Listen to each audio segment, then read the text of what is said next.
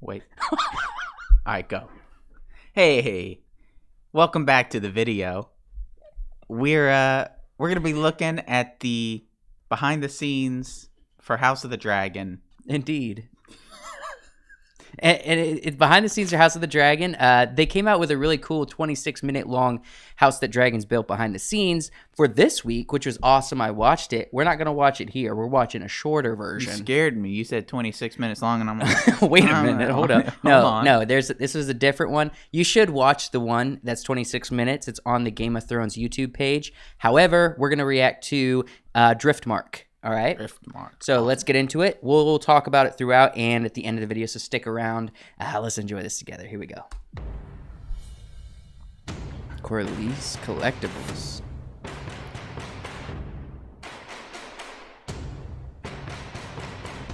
Ooh. All these wonderful objects are an incredible tribute to the sea snake's life. It is a vanity because, of course, it's like, yeah, I did that and I did that. And I did that. And what did you do? Oh, you were born into royalty. Well, I made my stuff. Oh, heck so yeah. there are all these wonderful objects and mementos from his voyages, these legendary 9 voyages. We really just gave Claire and Jim what we know about the sea snake, and we really turned them loose. I mean, the collaboration with the set decorator on every movie is absolutely key.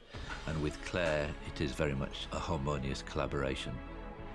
We literally went back to the history of Corliss and his story, which then helped us with the different artifacts that we made for that set. He would take a treasure from each place, and that's what kind of became a big part of his set. We talked a lot about that and what they should be, and we'd looked at various art exhibitions and pieces in the British Museum, and then she went off and designed her own pieces to represent cool. his life. Holy cow. I'm fine. I'm melting. Before we started shooting in there, I had asked Ryan for some information about the voyages, or at least about the mementos, so that when I, as the sea snake, looked at those things, I had a memory. It was not going to be in the script. It was just something for me. We really pointed a lot Good at Hearst acting. Castle and what William Randolph Hearst built with his family's wealth, and then filled it with the treasures and artifacts he was able to acquire. The sea snake did the same thing, but these were artifacts that he essentially won or purchased on his own travels, being the Sinbad of this time.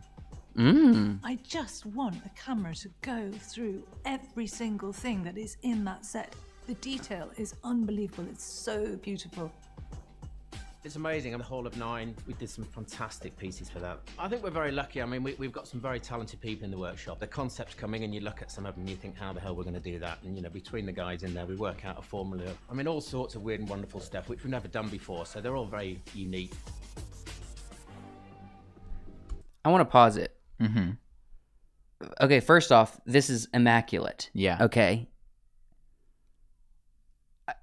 Is it worth it? Yes. 100%. But we're not even showing most of the stuff on camera.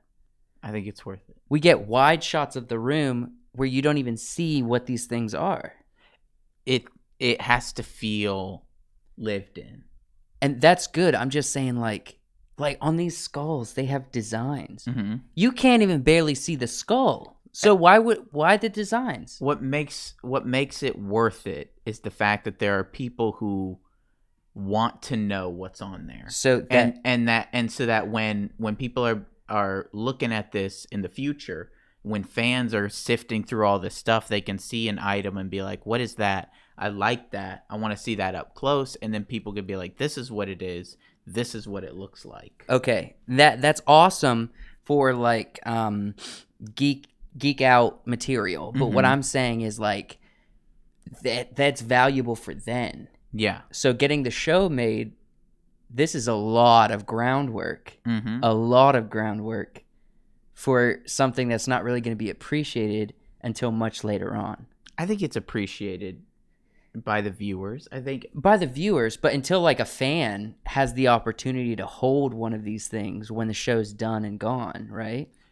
Well, you got to think about, you want something to have as much detail as it needs to have. Yes. You almost want it to have more detail because even if it's off camera, the fact that it has detail can be seen. Yeah. And that makes it feel real. If it's something you can reach out and touch and it actually be what you think it looks like, then it's real. Don't get me wrong. I respect the heck out of these artists and these designers. I'm just thinking, like, what is this for? I think I know what it's for. I think you're right. His sort of throne room is a glorified captain's cabin. Yeah. We all think about the pirates. Walking into their cabin, they all have scrolls and swords and hats and chests and things up on the wall. Yes. From the various travels and things that they've done. This is his captain's cabin. Gotcha. It's his man cave. Yeah. Let's keep watching. Finish this out. It was amazing, Brief. Everything was creative. Everything has been made from scratch. Stuff we've never made before. Everything was influenced by things already made around the world, and we basically tried to copy what they wanted and make it better. The Hanging City has been made really lightweight, but had to be made so it looked like bone ivory. So we had to think of a method that we could do that was easy to be hung up really lightly. That took a lot of thinking of how we're going to make it. We ended up using loft insulation boards. We used those different thicknesses to carve, and we basically layered it all together to create the structure. It was lightweight, but strong as well. You never Awesome. quite know how they're going to turn out when you start them. And a lot of the time it's trial and error to get where we are with it. But when you see it there and you can stand back, that's the rewards. I like the snake orrery. There was two snakes intertwined, and you see the globe in the middle. By the time it's all painted, you wouldn't know it was just polystyrene or insulation foam underneath it. I constantly get amazed at what we can do, and I think, did we make that? Are you sure we made that? Are we that clever to make that? But we did. The Driftwood Throne was really interesting because that was Heck the Sea yes. Snake's I was ancestral waiting for seat. this. We wanted to build Yeah. it and do it service because the Sea Snake is a proud guy, and Jim and Claire went out and actually built a throne out of driftwood. It's an incredible piece of work. And really the only person whose feet touched the ground when they sat on it was Steve Toussaint, the Sea Snake himself. The Hall of Nine, it was lovely to see it as it developed over the weeks as they were building it. And then you actually walk on there and it's all dressed, ready for filming. That's when you sort of realize, yeah, Game of Thrones is back. We're doing it again. Ooh. See, that's the big thing for me. Yeah. When the designers, with the set designers and the prop designers, the people who have been in it previously or are getting into it now. Yes. When they're like, it feels like it's back. It feels like we're doing this. Yeah, It feels yeah, like we're yeah. doing this again. When they're passionate, It means something. it means something. It absolutely does. Man, in some ways, so I know there's a lot of memes, there's a lot of, joking on the creators of the show, being like, stop giving us what you think after the show, you know what I Yeah. mean? So when I see this, I'm like, and I think we did one inside look reaction to it, and then we started seeing people, like, we had our own thoughts about the creator's opinion of their work at the end. Right. And then we decide, I kind of was like, I don't really care about that too much. I'd rather talk about the show. But when it comes to these behind the scenes, when it comes to the people who are outside of just the core creators or the upfront creators, you know what I mean? Like, who are the artists behind it? That's why I like this The House That Dragons Built series that they're doing, because it's incredible. We get to see this. This is the true inside look. Joshua, pull this up for just a second. Look at that, man. Yeah. I don't even know to what end inspired this. I'm sure something in the lore of Westeros or something in Essos the or lore, something. perhaps. And also, they said that they were looking at historical pieces, Pulling up stuff from from Europe, our ancient history Europe and and stuff. everything. Yeah, It's impressive. It's very cool. absolutely. And I appreciate this. I mean, this is how movies are made. This is how shows are made. It's the It's how they artists. should be made. It's how they should be made. Mhm. But the ones that really get it done, get you invested in the world, are the artists behind it. Think about this. Think about if they didn't have a solid costume designer for this show, or like for Lord of the Rings, right? Mm-hmm. How much different? I mean, we kind of see it with some Amazon Prime stuff. Yeah. Both Wheel of Time and Rings of Power. They feel like they're playing dress up. But when you watch like Lord of the Rings or you watch this show, does it feel like dress up? No, it feels established. Yeah. Feels like it fits and it Absolutely. works. Yeah, and it's fun. It's more exciting it. that way. Did you watch that episode 4 of The Rings of Power? where Some. where the dude was giving the speech to the Numenor men in the streets. His red cloak just burnt my eyes, man. This isn't a Rings of Power thing, but did you see the picture of the crowd that Bronwyn was speaking to, talking about the tower? Yeah. Do you see that picture? Yeah. There's multiple duplications of multiple characters throughout. It's like they had 10 people on set, and they're like, there he is, and there he is, and there he is. Move this here, move this here, move this. It's like success. Success. It's success. Nobody will know. No. And yet, here we are in House of the Dragon, and they're making these elaborate props that nobody is going to notice. No one's going to see on screen. If not on screen, they're going to be in the background, real blurry.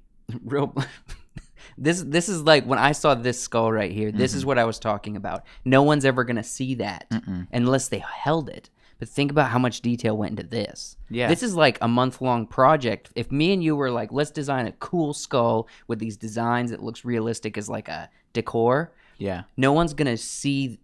Like, this is a huge project for us, Imagine whittling that thing out. Mm-hmm. It's crazy. I'm sorry. I mean, House of the Dragon. I know they've got tricks and stuff that they can do. Of course. They can. They probably 3D printed it. That's possible. Yeah. They probably also could have printed out these overlays and stuck them to the piece and glued them in and then made it look like it was carved out. Yeah. There's a lot of different things you can do. Look, I want to live in this throne room. I want to just explore it. What they said, one of the actors, I don't remember which actor, they said they want a close-up of everything. Yeah. I do as well. Please give it to us. Maybe give us, create a 3D or virtual reality tour of the whole room and then put it on YouTube so people can either scroll around on their phone or they can put on a headset and you can just slowly move it through every detail of the throne room. And you can just explore the space. That's an incredible idea. Virtual reality, my dudes. I got all the plans and the ideas. Hire me. I would love to explore each and every set on a show like this through virtual reality. I would get a headset for that. I know. I'll give up every ambition I have. Just bring me on. I'll head this up. Project of my own. I'll take care of it. Hire me. Hire me. Thanks for watching. I'll make the VR stuff. Thanks for watching the video, guys. Subscribe to the channel, like the video. We love you. We'll see you in another reaction video. We'll talk to you later.